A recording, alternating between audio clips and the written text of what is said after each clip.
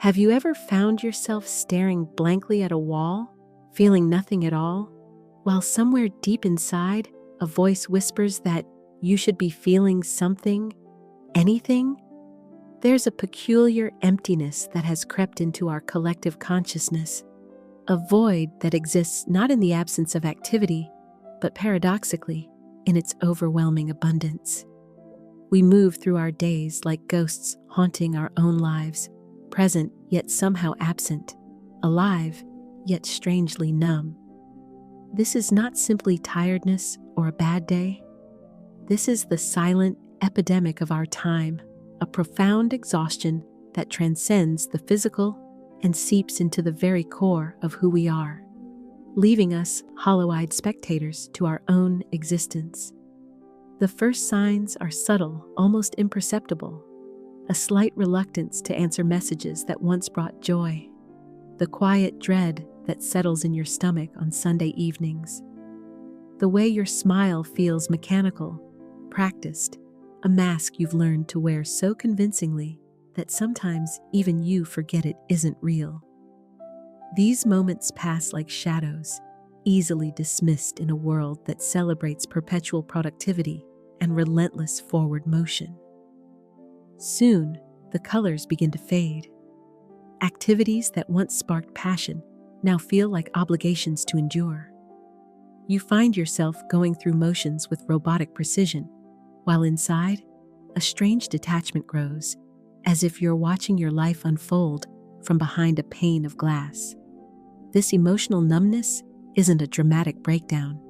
It's a gradual muting of your internal world, a dimming of the lights so slow you hardly notice until you're sitting in darkness. The body keeps the score when the mind refuses to acknowledge its limits. Sleep becomes elusive or excessive, never restorative. Food loses its taste. Physical symptoms emerge, headaches that linger, digestive issues that doctors can't quite explain, a perpetual heaviness in your limbs. Your body is sending desperate signals that something fundamental has gone awry. Relationships suffer next, though in ways that rarely prompt intervention. You're still there, physically present at gatherings, nodding at appropriate moments, but a growing chasm separates you from genuine connection. Conversations feel increasingly performative. Intimacy becomes another task to manage rather than a source of nourishment. The isolation deepens, not because others have abandoned you, but because you've lost the energy required to truly be seen. What makes this suffering particularly insidious is its normalization.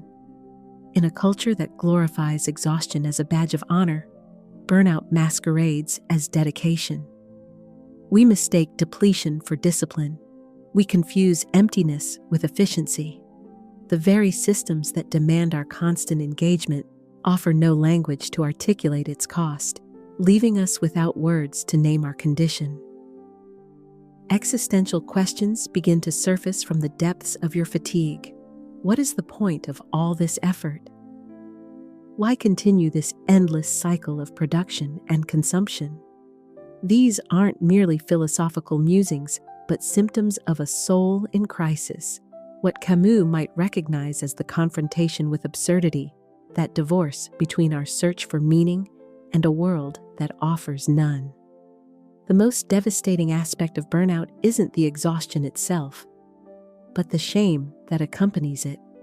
There's a peculiar guilt in admitting that you can no longer keep pace, especially when others seem to manage. You begin to internalize the narrative that your suffering reflects personal weakness rather than a human response to inhuman expectations.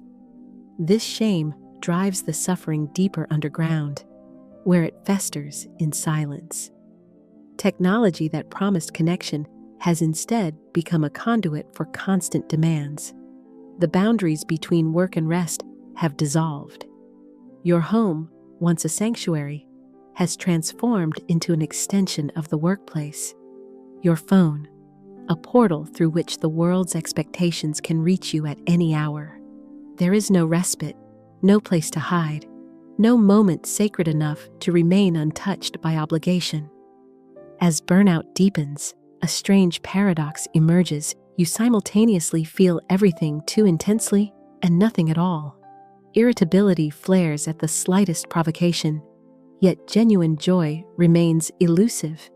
You exist in a liminal space between hypersensitivity and complete emotional shutdown. Your nervous system no longer able to regulate the difference between threat and safety, between what matters and what doesn't. Jung spoke of the shadow, those disowned parts of ourselves that we refuse to acknowledge. The aspects of our humanity that we've been taught to suppress in service of productivity and social acceptance.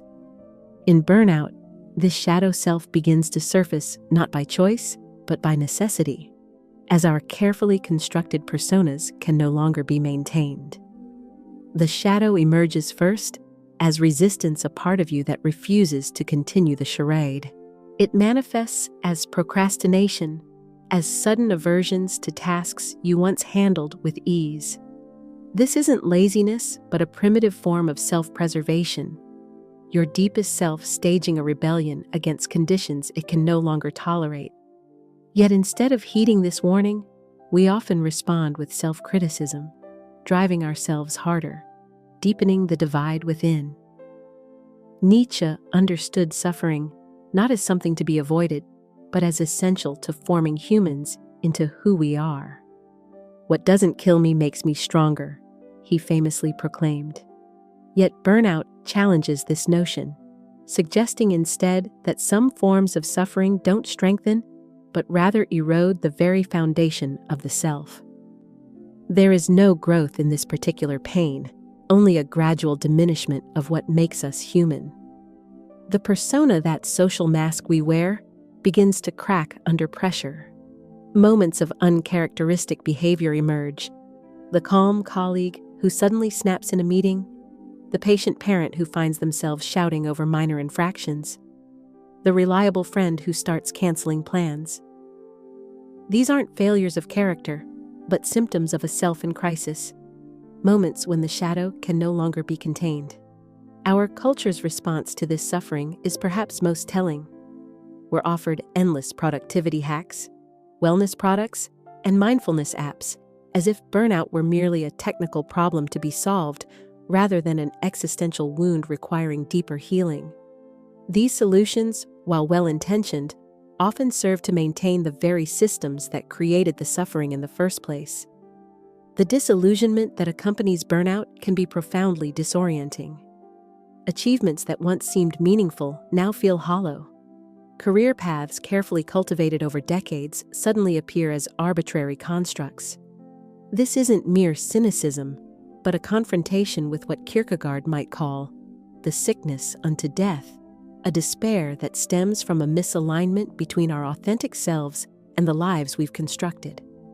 In this state of existential crisis, time itself seems to warp. The future, once a source of possibility and hope, now looms as a threat, more of the same emptiness stretching endlessly forward. The past becomes a museum of abandoned passions and forgotten joys. The present moment, where peace might be found, remains elusive, contaminated by anxiety about what comes next and regret about what came before. What makes modern burnout uniquely painful is its isolation. Previous generations experienced collective hardship wars, depressions, natural disasters, suffering that was shared and therefore validated. Today's burnout, despite its epidemic proportions, is experienced as a private failure, endured behind closed doors, behind brave faces, behind screens that project carefully curated images of thriving. Perhaps most disturbing is how burnout alters our relationship with meaning itself. Activities once rich with purpose now feel mechanical and empty. Connections once vibrant with emotion now feel procedural. Even beauty in art, nature, human connection fails to penetrate the protective numbness. This isn't merely exhaustion, but a profound spiritual crisis, what philosophers might call existential burnout, a state where not just energy, but meaning itself has been depleted. The paradox of burnout is that its very darkness can become the catalyst for profound awakening. When we can no longer maintain our carefully constructed identities, when the strategies that once protected us now cause suffering, we are forced to confront essential questions. Who am I beyond what I produce? What truly matters? What constitutes a life worth living? This questioning often begins not as an intellectual exercise, but as a visceral necessity. The body, in its wisdom, eventually refuses to cooperate with patterns that violate its nature. Illness, insomnia, anxiety attacks. These aren't merely inconvenient interruptions to productivity, but urgent communications from a self fighting for survival. In this way, symptoms become signposts, pointing toward neglected truths. Camus wrote of the absurd that confrontation between human desire for meaning and the universe's silent indifference. Yet he didn't advocate escape through suicide or fantasy, but rather a clear-eyed rebellion, an insistence on creating meaning even in its apparent absence. Similarly, burnout invites not escape, but a rebellion against the conditions that created it, a reclaiming of our authority to define what constitutes a meaningful life. This awakening rarely arrives as a sudden epiphany, but rather as a series of small surrenders. The admission that you cannot continue as before, the cancellation of a commitment that would have depleted you further, the quiet no that feels terrifying to pronounce, but afterwards brings unexpected relief. These small acts of self-preservation may seem insignificant, but they represent the first steps toward reclaiming your humanity. The journey from burnout to recovery requires a fundamental shift in how we relate to ourselves. The inner critic that has driven us relentlessly forward must be recognized not as the voice of ambition, but as an internalized oppressor. This recognition doesn't happen intellectually, but experientially, in moments when we choose self-compassion over self-criticism, rest over productivity, authenticity over performance. Kierkegaard distinguished between different forms of despair, including not wanting to be oneself. Burnout often manifests as precisely this, a rejection of our limitations, our needs, our humanity. Recovery, then, begins with a radical acceptance of who we actually are, not who we think we should be. This acceptance isn't resignation, but rather the foundation upon which authentic growth becomes possible. The path forward isn't found in grand gestures, but in small, consistent acts of self-reclamation. The morning spent in silence rather than immediately checking messages. The boundary established and maintained despite discomfort. The hobby pursued solely for joy, with no expectation of mastery or monetization. These aren't indulgences, but essential acts of restoration, ways of remembering who we are beyond our utility. What emerges through this process isn't a return to who we were before burnout, but rather the discovery of a more authentic self, one that includes vulnerability as well as strength, limitation as well as capacity, need as well as contribution. This integration of our full humanity stands in stark contrast to the fragmented existence that burnout both reflects and perpetuates. As awareness grows, we begin to recognize that our individual suffering isn't merely personal, but political, a reflection of systems designed to extract maximum productivity with minimum support. This recognition doesn't diminish our responsibility for self-care, but rather contextualizes it, allowing us to see how personal choices exist within larger structures that must also be questioned and transformed. Resilience in the context of burnout isn't about developing a higher tolerance for toxic conditions. It isn't about bouncing back to previous patterns that proved unsustainable. True resilience emerges not from enduring more, but from fundamentally changing our relationship to productivity, worth, and meaning. This transformation begins with the body, that faithful messenger we've learned to ignore. Reconnecting with physical sensation, becomes a revolutionary act in a culture that privileges disembodied productivity.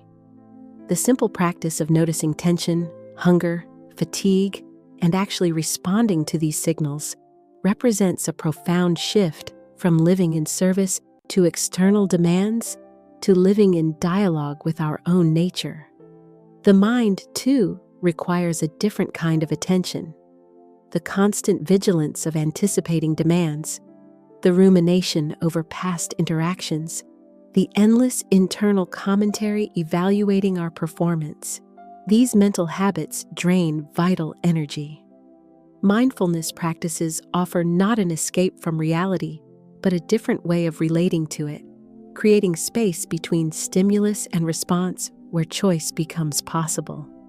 What emerges through this process is a quiet strength unlike the forceful will that drove us before.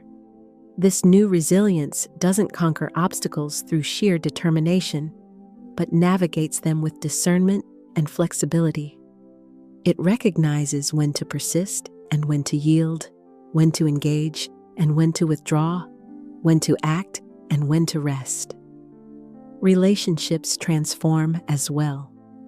As we become more honest about our limitations, more authentic in our interactions, connections deepen. The energy once spent maintaining a facade of competence and composure becomes available for genuine intimacy. Vulnerability, once feared as weakness, reveals itself as the foundation of meaningful connection. The relationship with time itself begins to shift. The tyranny of constant urgency, that persistent sense that there's never enough time, gradually gives way to a more spacious experience.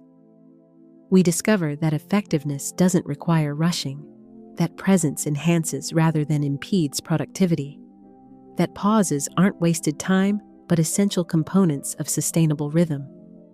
Perhaps most significantly, we begin to reclaim our agency in defining success. The external metrics that once drove us, status, wealth, achievement, approval, lose their absolute authority. In their place emerges a more nuanced understanding of what constitutes a life well lived, one that includes not just accomplishment, but also connection, meaning, joy, and peace. This isn't to suggest that recovery from burnout is a linear journey with a clear destination. There are setbacks, moments when old patterns reassert themselves, times when external pressures intensify beyond our capacity to resist. Yet, even these challenges are met differently, not as personal failures, but as information, as opportunities to refine our understanding of what we need. What sustains this journey isn't willpower, but wisdom, the accumulated insight that comes from paying attention to our lived experience. We learn to recognize the early warning signs of depletion, to identify the specific conditions that nourish or deplete us, to distinguish between productive discomfort and harmful strain. This wisdom becomes a compass, guiding decisions both large and small. Viktor Frankl, who endured the unimaginable suffering of Nazi concentration camps, concluded that the primary human drive is not pleasure or power, but meaning.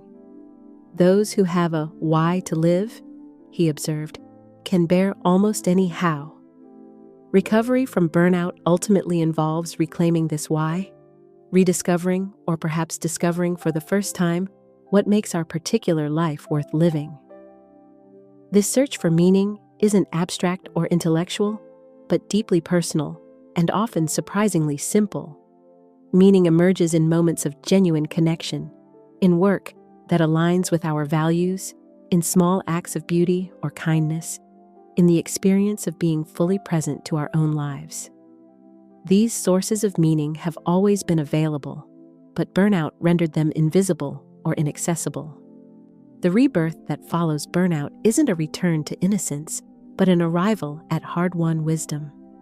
We no longer believe in the promises of limitless growth, constant optimization, or work as the primary source of identity.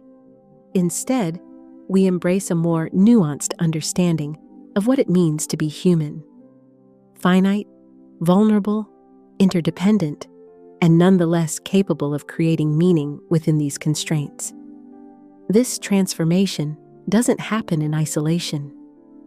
As we change our relationship to productivity and worth, we inevitably create ripples in our environments. Boundaries that we establish, priorities that we clarify, values that we embody. These personal choices become subtle invitations to others who may be suffering similarly but silently. Our individual healing contributes, however modestly, to collective transformation. The capacity for joy returns, though differently than before. It's no longer the frantic happiness of acquisition or achievement, but something quieter and more substantial.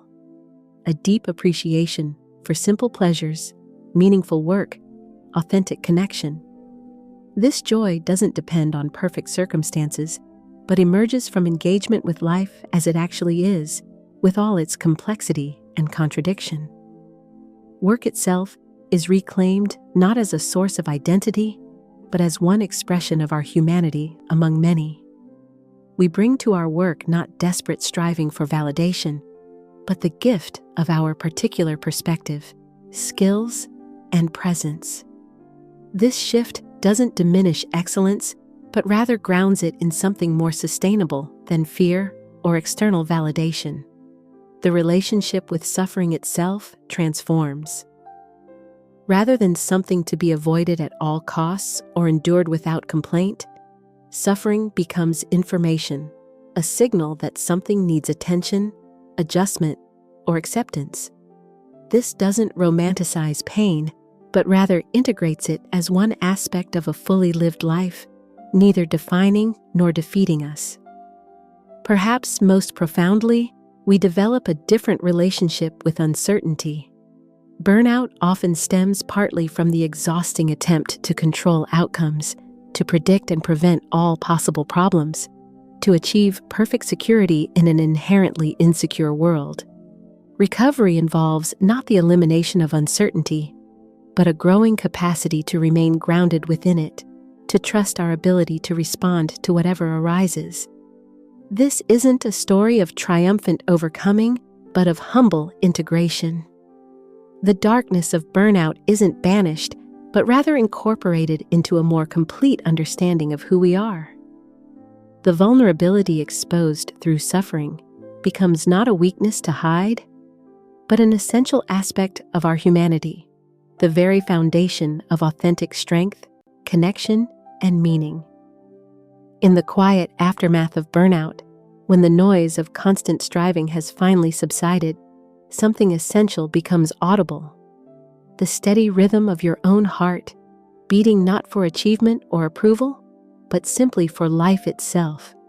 This is not the end of your story, but perhaps its true beginning, a life no longer driven by fear of inadequacy, but guided by an intimate understanding of what truly matters.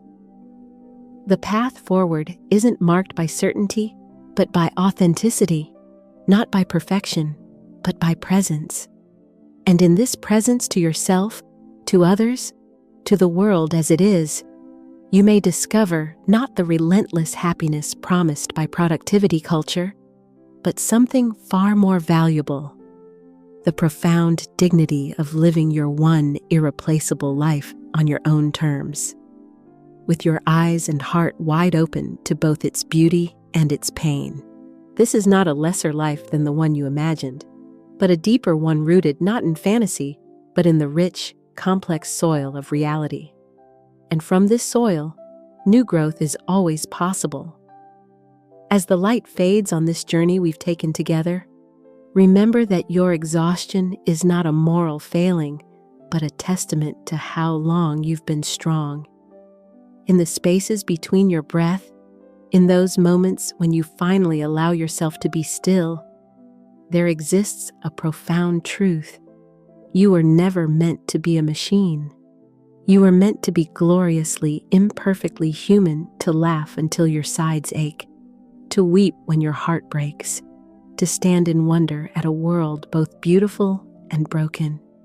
The greatest rebellion against a system that measures your worth by your output is to reclaim your inherent value, to remember that you matter not because of what you do, but because of who you are. And who you are is enough. It always has been. In your quiet surrender to this truth lies not defeat, but perhaps the most important victory of your life.